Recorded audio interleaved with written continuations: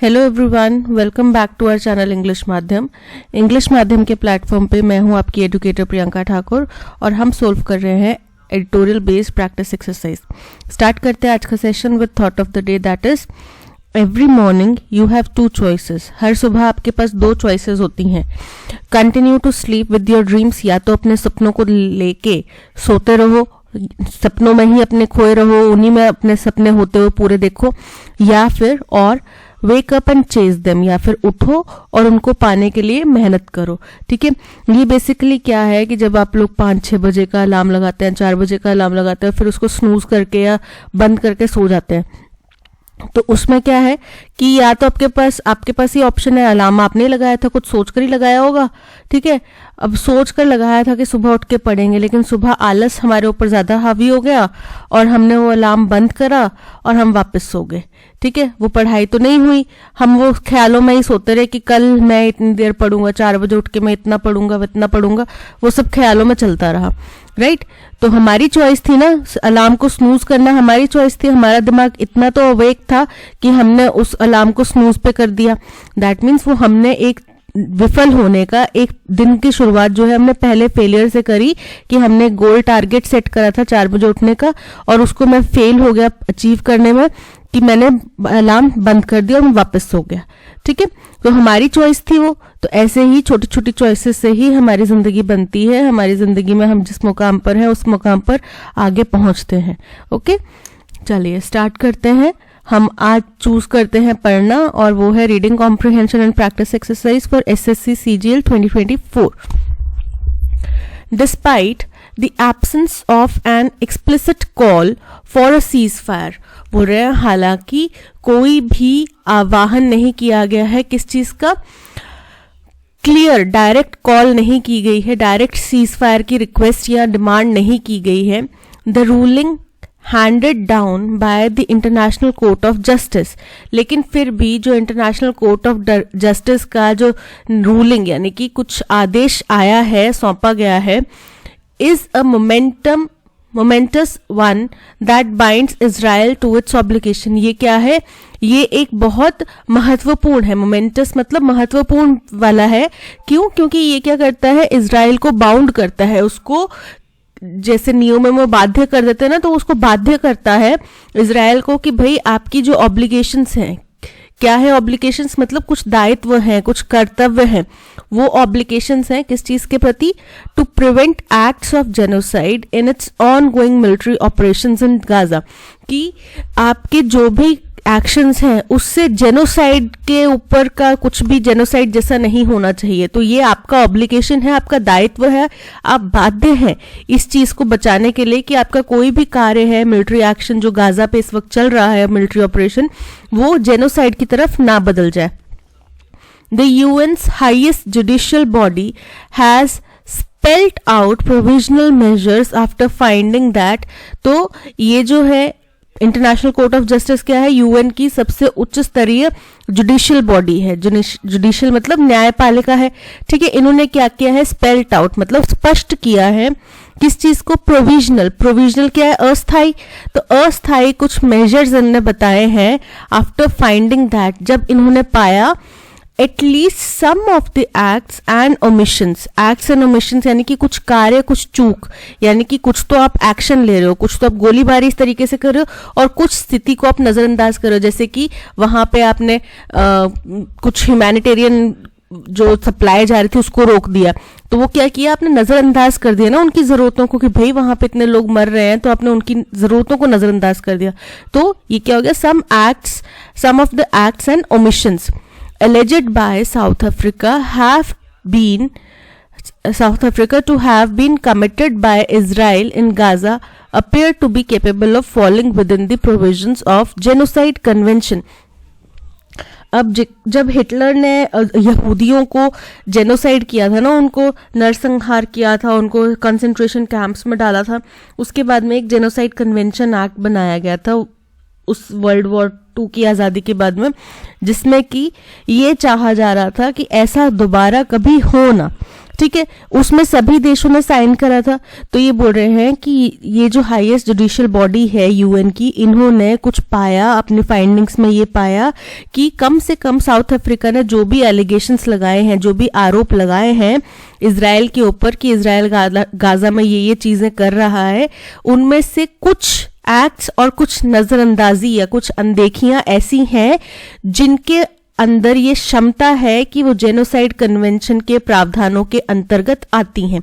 ठीक है, south Africa which took on the extraordinary responsibility of making Israel accountable for its violation, south Africa जिसने की बहुत बड़ा एक्स्ट्राऑर्डिनरी रिस्पॉन्सिबिलिटी यानी कि बहुत बड़ी जिम्मेदारी निभाई है, जो इस स्थिति में कोई भी देश कर पाने में असफल था।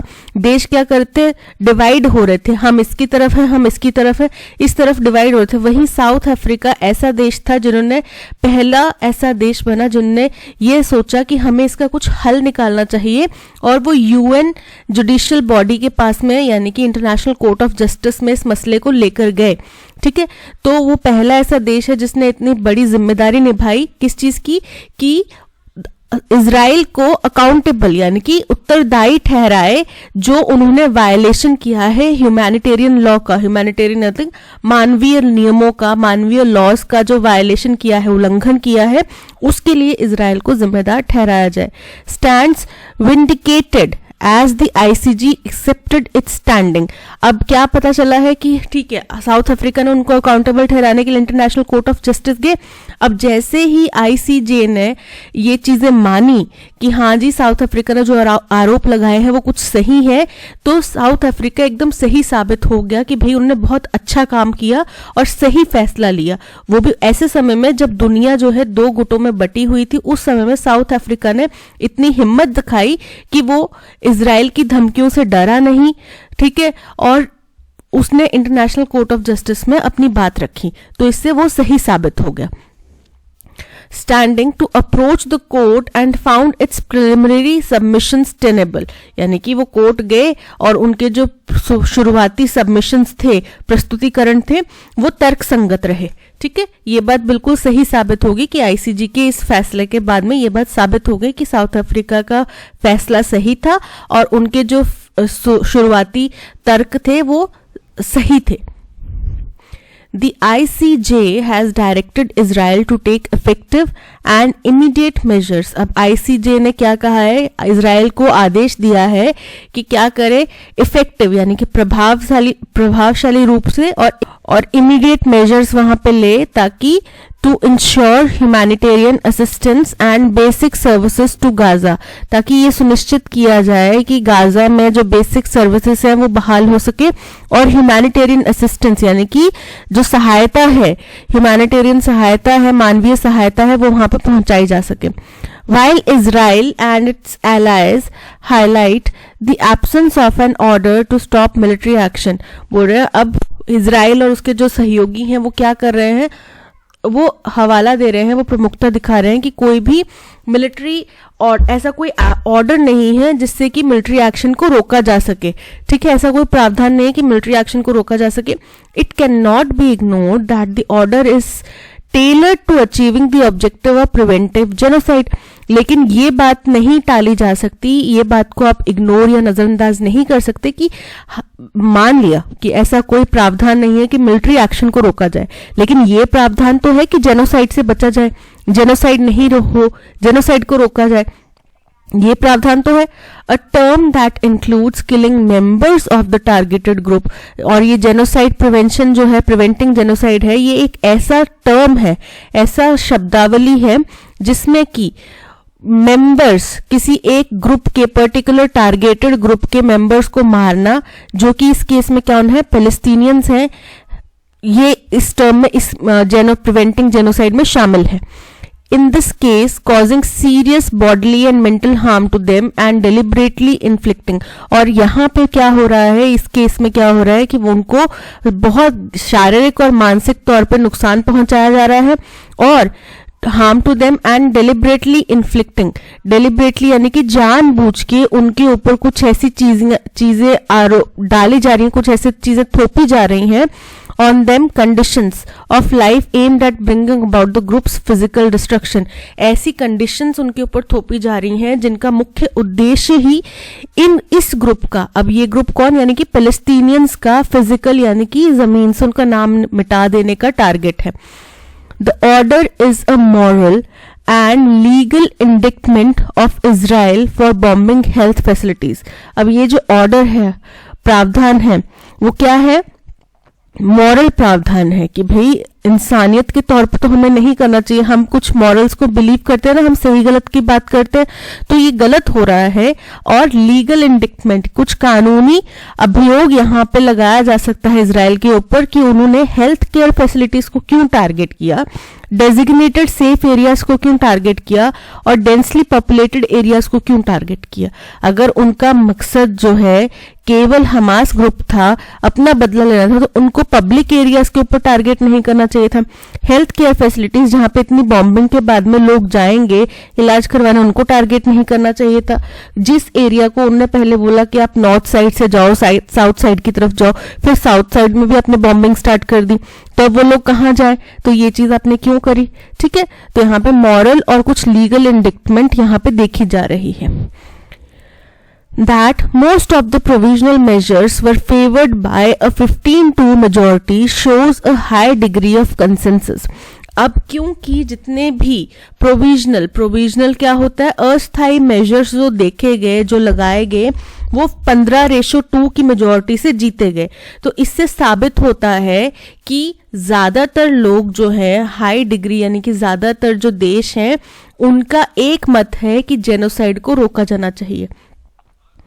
A blanket order for cessation. अब ब्लैंकेट ऑर्डर का मतलब क्या होता है, कॉम्प्रिहेंसिव, टोटल एक ऑर्डर है, एक नियम कायदा कानून है, कंसेंसस है, किसके लिए, सिसेशन के लिए. सिसेशन यानी कि समाप्ति के लिए. किस चीज की समाप्ति, ऑफ हॉस्टिलिटीज में हैव बीन डिवाइसिव, कि शत्रुता जो है बीच में इन दोनों देशों के बीच में, उसके लिए जो एक कॉम्प्रिहेंसिव ऑर्डर है वो भी डिवाइसिव है, यानी कि उसके ऊपर मतभेद है. उसमें कोई भी ऐसा नहीं है कि सारे देश एक तरफ हैं, ऐसा नहीं है.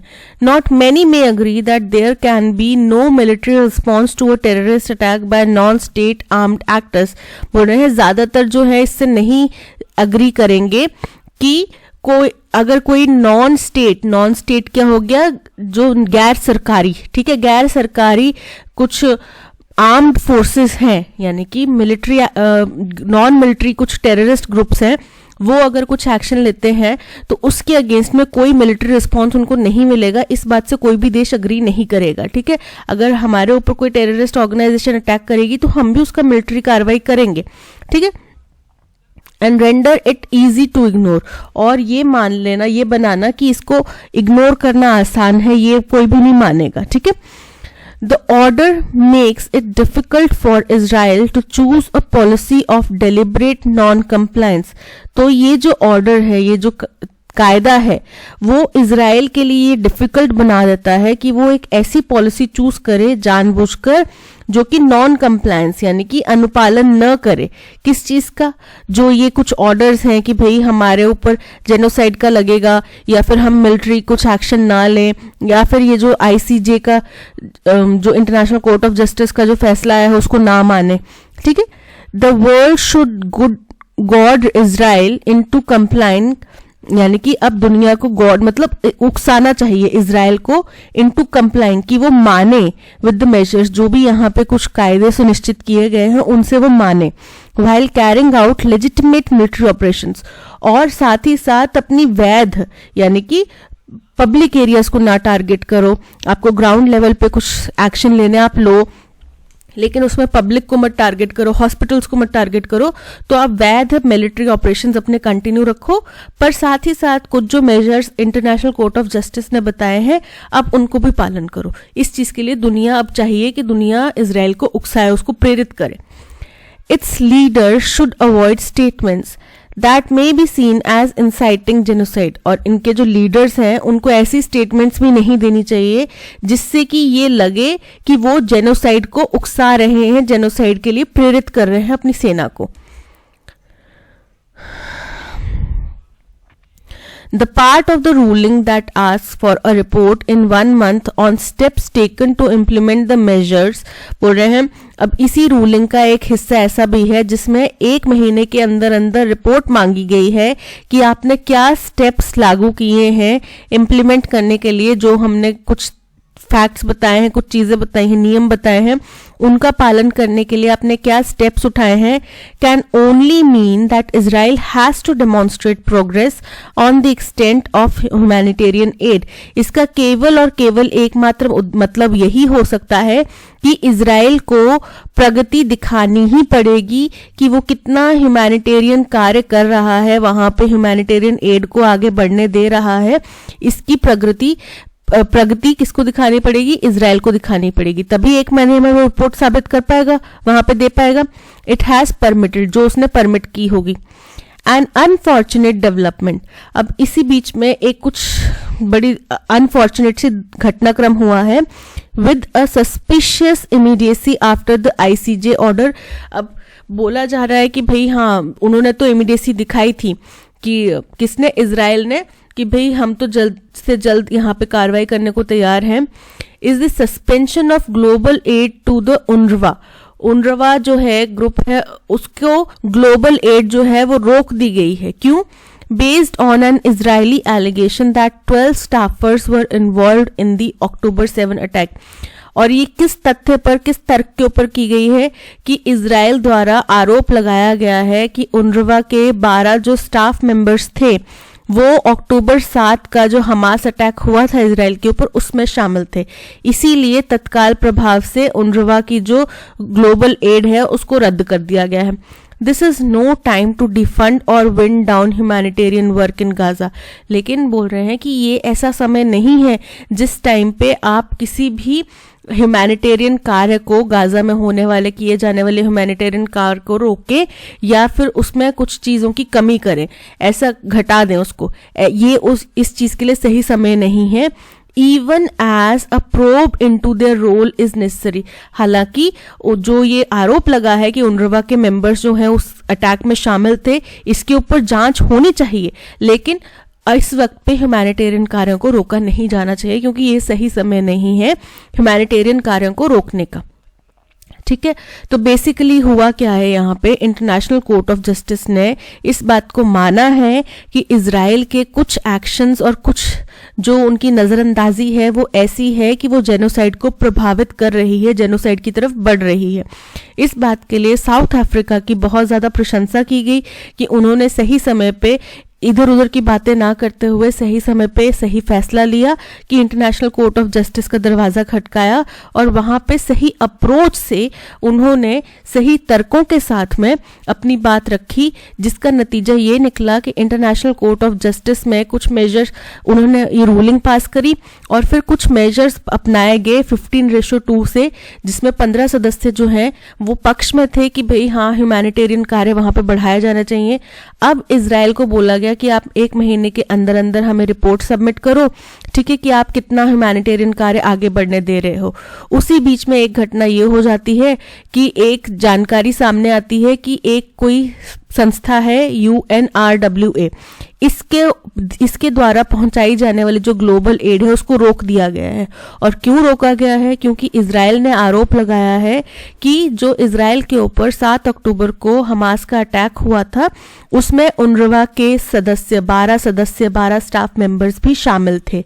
फिर एंड में राइटर कहते हैं कि मान सकते हैं कि उनके कुछ मेंबर्स शामिल हो सकता है ये सिर्फ एक झूठा आरोप हो, अभी इसके ऊपर जांच होएगी तभी पता चलेगा तथ्य है कि नहीं है, फैक्ट है नहीं है, लेकिन मान लेते हैं कि अभी इसमें जांच बाकी है। पर यह समय नहीं है कि आप कोई भी ह्यूमैनिटेरियन एड को इस टाइम पे रोकें या कम करें, क्योंकि गाजा की स्थिति जो है खराब है और वहां पे जल्द से जल्द ह्यूमैनिटेरियन एक्शंस होने चाहिए, ऐसा राइटर का कहना है।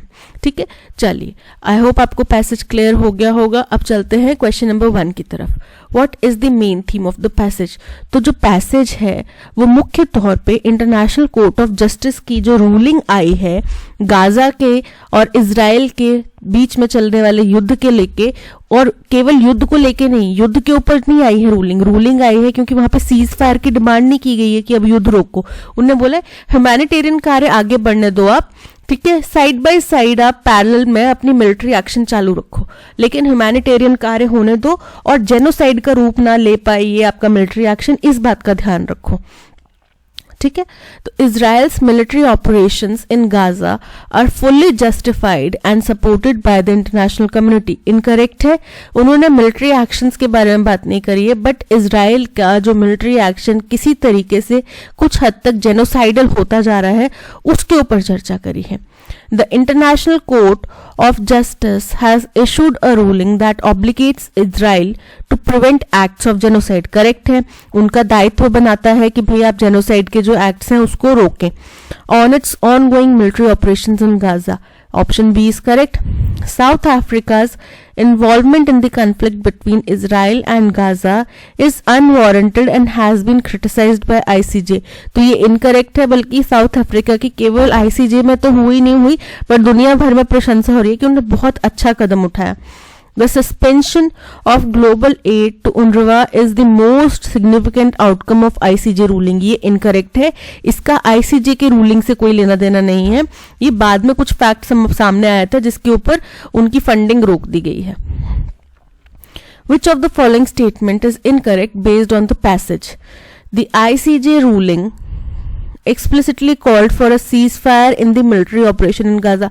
इनकरेक्ट है ये, आईसीजी की रूलिंग में कोई भी सीज फायर की डिमांड तो नहीं की गई ना, उन्होंने यही बोला कि भाई आपने अगर अपना मिलिट्री, हम मानते हैं कि अगर कोई टेररिस्ट अटैक होगा तो मिलिट्री कार्रवाई होनी वाजिब है, ठीक है, लेकिन इसका मतलब ये नहीं है कि आप जेनोसाइडल कुछ एक्ट्स करें। तो उन आईसीजी का जो बेसिक टारगेट था वो जेनोसाइडल प्रिवेंशन, जेनोसाइड को रोकने का था, ठीक है, उसमें सीज फायर की उन्होंने कहीं डिमांड नहीं करी, तो ये स्टेटमेंट इनकरेक्ट हो जाती है, यानी कि option A is correct. The ICJ has directed Israel to ensure humanitarian assistance and basic services to Gaza. ये तो करेक्ट है। The world is encouraged to ensure Israel complies with the measures set by the ICJ while carrying out legitimate military operations. ये भी correct है, यही बोलो ना कि भाई आप कुछ मेजर्स, कुछ कार्रवाई करो, अपनी मिलिट्री एक्शन लो, लेजिटिमेट यानी कि वाजिब एक्शंस लो, लेकिन साथ के साथ में ह्यूमैनिटेरियन एक्ट्स भी चलने दो।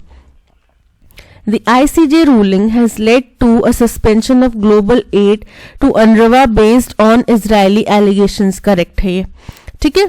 What kind of question does the part of the ruling that asks for a report in 1 month on the steps taken to implement the measures serve as? कि जो 1 महीने के अंदर अंदर इनको रिपोर्ट मांगी गई ना, उससे क्या समझ में आता है कि आईसीजे की जो रूलिंग है वो क्या करना चाह रही है, वो यही सुनिश्चित करना चाह रही है कि इजराइल जो है वो एक्चुअल में एक्शंस ले, एक्चुअल में उसके ऊपर कार्यवाही करे, है ना, तो यही सुनिश्चित करना चाह रही है। चलिए देखते हैं। A procedural requirement to ensure the continuation of military operations without interference, कि ये एक प्रोसीजरल रिक्वायरमेंट है, प्रोसीजर है जो कि ये सुनिश्चित करता है कि भाई मिलिट्री ऑपरेशंस जो है बिना किसी रुकावट के चालू रहे, तो इसके बारे में नहीं है ये, 1 महीने में उनको रिपोर्ट सबमिट करनी है ह्यूमैनिटेरियन एक्ट्स के ऊपर।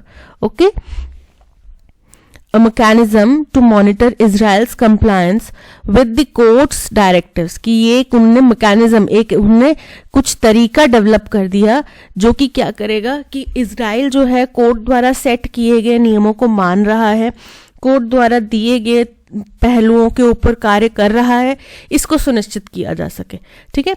Particularly in providing humanitarian add, खास तौर पे ह्यूमैनिटेरियन एड को बढ़ावा देने के लिए। So option B is correct. What is the tone of the passage? Passage की टोन कैसी है? न्यूट्रल, पैसेज की टोन न्यूट्रल नहीं है। Presenting information without expressing any opinion और इमोशन, तो राइटर ने साफ तौर पे अपना ओपिनियन जो है वो एक्सप्रेस किया है कि इजराइल की जो कार्रवाई है वो गलत है, जैसे कि उन्होंने लास्ट लाइन में बोला कि भाई ये कोई समय नहीं है कि हम ह्यूमैनिटेरियन एक्ट्स को रोक दें, हालांकि उसमें जांच होनी चाहिए और होगी, बट ये नहीं है कि आप ह्यूमैनिटेरियन एक्ट्स को रोक दें, ठीक है। तो वो स्ट्रॉन्ग अपना गुस्सा जाहिर कर रहे हैं, डिसअप्रूवल जता रहे हैं किसकी तरफ? इजराइल की तरफ। कंडेमनेटरी है, एक्सप्रेसिंग स्ट्रॉन्ग डिसअप्रूवल और सेंसर, बिल्कुल करेक्ट है।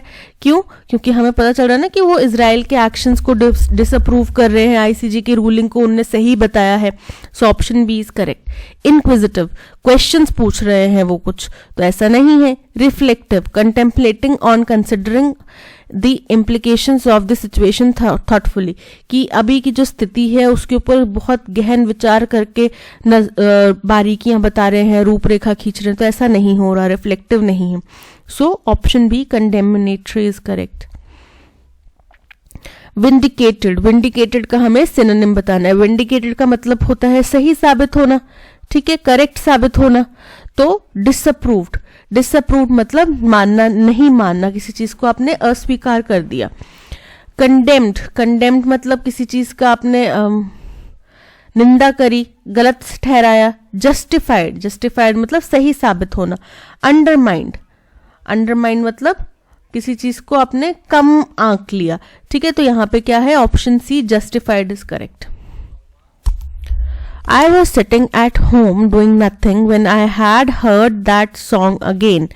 अब यहाँ पे I had heard की जगह, had heard की जगह अगर कुछ चेंज आता है तो उसको सिलेक्ट करना है। तो देखो, जब आप घर पे बैठे हुए थे तब आपने वो गाना सुना, पास्ट की बात है, सिंपल पास्ट है, कोई इसमें इफ किंतु परंतु नहीं है, सिंपल पास्ट टेंस है, ठीक है। आप घर पे बैठे हुए थे तब आपको वो गाना दोबारा सुनाई दिया, तो हैड का यहाँ पे प्रयोग क्यों होगा?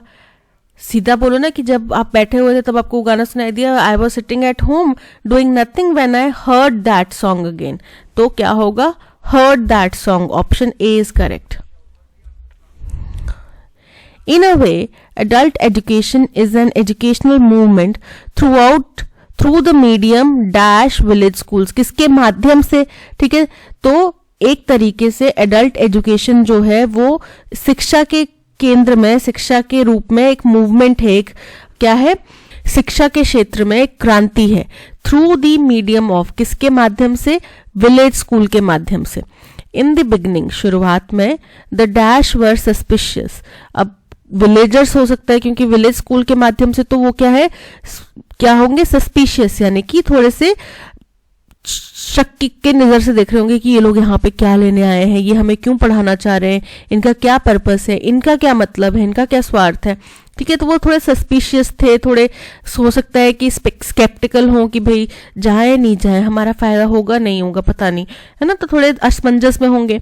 It was hard to persuade them dash to realize that they were really getting something, तो उन लोगों को मनाना इस बात के लिए कि भाई, और ये यकीन दिलाना कि आपको वाकई में इससे फायदा होगा। something dash the schools, अब कहाँ से फायदा होगा, स्कूल से फायदा होगा। they were not at all sure that they wanted their dash to leave their homes, और वो बिल्कुल भी इस बात के लिए श्योर नहीं थे कि क्या उनके डैश को घर से बाहर जाना चाहिए। चलिए देखते हैं। सबसे पहला है, in a way adult education is an educational movement through the medium of village schools, medium from village schools, by village schools, in village schools नहीं होगा, of village school, option C is correct. In the beginning, शुरुआत में, the dash were suspicious, the officers, कोई officer suspicious थे, children बच्चे suspicious थे, politician suspicious थे, या विलेजर्स, क्योंकि गांव में स्कूल खुल रहे थे तो विलेजर्स सस्पिशियस होंगे ना, so option C villagers is correct. It was hard to persuade they, him, us या देम, तो परसुएड देम, उनको ये चीज के लिए मनाना मुश्किल था। To realize that they were really getting something dash the school, something to the school, वो कुछ लेके जा रहे थे स्कूल के लिए, something for the school, by the school, something from the school, school से कुछ उनको मिलेगा, so option D is correct. They were not at all sure that they wanted their dash to leave their homes. उनके parents को school अपने घर से बाहर निकलना पड़े, टीचर्स को, विलेजर्स को या चिल्ड्रन को, तो गांव में स्कूल खुला है, वो बच्चों की बात कर रहे हैं ना कि बच्चों को अपने घर से बाहर जाने दें, इसके लिए पहले वो श्योर नहीं थे। इसी वजह से मिड डे मील जैसी स्कीम चलाई गई ताकि पेरेंट्स जो है बच्चों को स्कूल भेजें, ताकि भूख खाने के लालच में ही कि कम से कम हमारा बच्चा एक टाइम खाना तो खाकर आएगा, ठीक है, तो उस लालच में फिर वो बच्चों को स्कूल भेजने लगे। तो to wanted their children to leave their homes. The commander ordered his soldiers to move forward and attack the enemy camps. अब passive voice में convert करना है. The commander क्या है? हमारा subject है. Order क्या है? हमारा verb है. और his soldiers क्या है? हमारा object है. तो जब आप passive voice में change करेंगे तो पहले क्या आ जाएगा? Object आ जाएगा, फिर आ जाएगा verb, फिर आ जाएगा आपका सब्जेक्ट. ठीक है, तो his soldiers, अब उनको ऑर्डर मिला था ना, सोल्जर्स को ऑर्डर मिला था, वर ऑर्डर्ड किसके द्वारा ऑर्डर मिला था? Bye there commander. ठीक है, his soldiers were ordered by their commander. His soldiers were ordered by the commander to be moved, to move forward and attack the enemy camps. अब to be यहाँ पे सही नहीं बैठ रहा, to be moved नहीं होगा, to move forward होगा ना. इंस्ट्रक्शन तो सेम ही है. So the commander was, the commander से हमारा स्टेटमेंट स्टार्ट ही नहीं होगा. The soldiers were ordered by their commander to move forward and attack the enemy camps. Option C is correct. The soldiers were ordered by their commanders to move forward and attack the enemy camps. Option C is correct. Sita has no taste for in classical dance. अब जब हम बोल रहे हैं कि उसको कोई रुचि नहीं है किसी चीज में, ठीक है, कला में उसको रुचि नहीं है, तो रुचि नहीं है तो हम ये नहीं बोलेंगे कि कला के अंदर उसको रुचि नहीं है, उसका इंटरेस्ट नहीं है उस कला के प्रति. ठीक है, तो Sita has no taste for classical dance. इनकी बजाय क्या आएगा? For. Option A is correct. Accommodation and food were given free. अब किसी जगह की बात हो रही है जहां पे रहना और खाना जो है वो फ्री था. This was held in a hostel for poor students built by a philanthropist. This जो है वो बताता है कि किसी चीज की बात कर रहे हैं, यानी कि बी और ए हमारे फर्स्ट स्टेटमेंट्स नहीं होंगे. ऑप्शन बी हट जाएगा, ऑप्शन डी हट जाएगा और ऑप्शन सी हट जाएगा. बचा क्या? ऑप्शन ए हमारा आंसर मिल गया हमें. चलिए देखते हैं कि ये हो रहा था एक हॉस्टल में जो कि गरीब बच्चों के लिए, गरीब स्टूडेंट्स के लिए बनाया गया था. एक फिलैंथ्रोपिस्ट कौन होते हैं? जो समाज सेवी लोग होते हैं ना, उनके द्वारा बनाया गया था. A few years ago, I was the chief guest at a small function. कुछ साल पहले मैं चीफ गेस्ट था एक छोटे से फंक्शन में. ठीक है, तो ये हमारा इंट्रोडक्शन हो गया कि ये व्यक्ति जो है कहीं पे गए थे, वहां की बात बता रहे हैं. But the inmates of the hostel had to bear other expenses. तो ये expenses की बात कहाँ आई? जहां पे accommodation और food बताया गया कि free है, यानी कि A के बाद में D पॉइंट आएगा. ठीक है, अब this was held यानी कि ये जो स्मॉल फंक्शन है वो कहाँ हुआ था? वो हुआ था एक गरीब बच्चों के लिए, स्टूडेंट्स के लिए बनाए गए हॉस्टल में, यानी कि सी के बाद में बी आएगा. अब CBAD, option A is correct. मेलो का मतलब होता है मधुर. ठीक है, तो मधुर का एंटोनिम क्या आएगा? मीडियम मतलब कि थोड़ा हल्का फुल्का, मध्यम. शाइनी चमकदार, हार्ड कठोर, कठिन, सॉफ्ट, और सॉफ्ट क्या है? इसका सिनोनिम है सॉफ्ट. तो यहाँ पे option C hard is correct, जो कि इसका एंटोनिम है. एथलीट, इनकरेक्टली स्पेल्ड वर्ड बताना है. एथलीट की स्पेलिंग इनकरेक्ट है. ATHLETE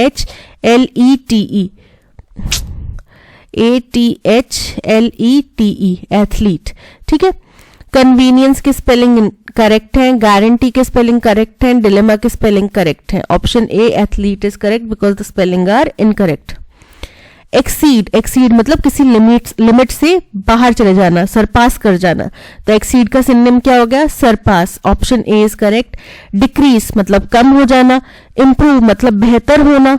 डिक्लाइन मतलब मना कर देना. सो यहाँ पे option A surpass is correct. One evening when father was coming home from work, I played in the front garden.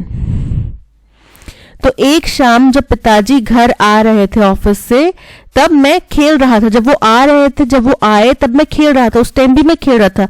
So I was playing in the front garden. जब वो घर आ रहे थे ऑफिस से तब मैं गार्डन में खेल रहा था. आई वॉज, वो भी कंटिन्यूस फॉर्म में आएगा.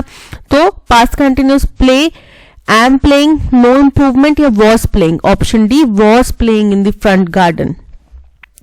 ब्लाइंड एली, एली क्या होता है? गलियारा, ठीक है।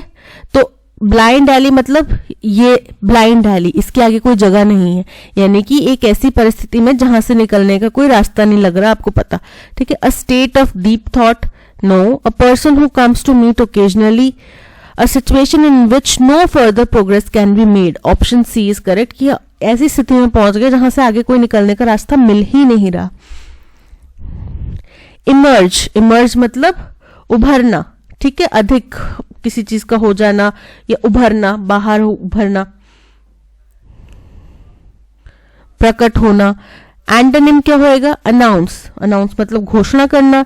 अपीयर मतलब दिखाई देना। सरफेस, सरफेस मतलब ऊपर आना। डिसअपियर मतलब गायब हो जाना।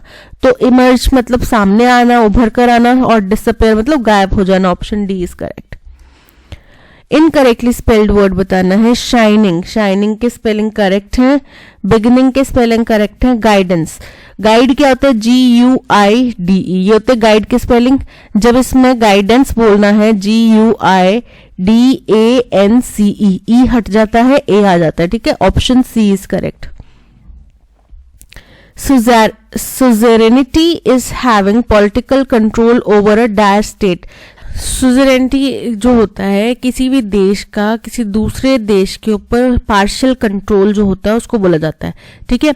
अब जैसे कि आज के डेट में क्या हो रहा है कि कोई एक जापान का एक आइलैंड है, सखैलन, सखैलन एक आइलैंड है, ठीक है। उसमें जापान मानता है कि यहाँ पे रशिया की सुजरेनिटी है, यानी कि रशिया का भी थोड़ा बहुत कंट्रोल है यहाँ पे, ठीक है। इस इलाके में उनका भी दायित्व यानी कि उनका भी कंट्रोल है थोड़ा बहुत, वो भी इसको इन्फ्लुएंस करते हैं, ठीक है। तो suzerainty is having political control over a dash state, over a dependent state, एक निर्भर स्टेट है उसके ऊपर है।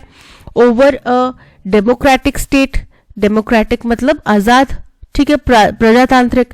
यूनिफाइड, यूनिफाइड मतलब एकजुट, और बैकवर्ड मतलब पिछड़ा हो। तो यहाँ पे डिपेंडेंट स्टेट, एक निर्भर स्टेट है, किसी दूसरे के ऊपर निर्भर सरकार है, उसके ऊपर उनका दायित्व है, उनका कंट्रोल है, पॉलिटिकल कंट्रोल है। The acid test, acid test मतलब कठिन परीक्षा किसी चीज की, यानी कि वहां पे सत्य जानने की परीक्षा जो होती है उसको बोला जाता है acid test. The critical situation और क्राइसिस नहीं। एन अनप्लीजेंट और ऑफेंसिव टेस्ट नहीं। अ फैक्ट, इवेंट और सिचुएशन दैट प्रूव समथिंग, कि कोई ऐसा तथ्य, कोई ऐसी घटना, कोई ऐसी स्थिति जो कुछ साबित करती हो। Option C is correct. Throwing acid on someone's face, incorrect.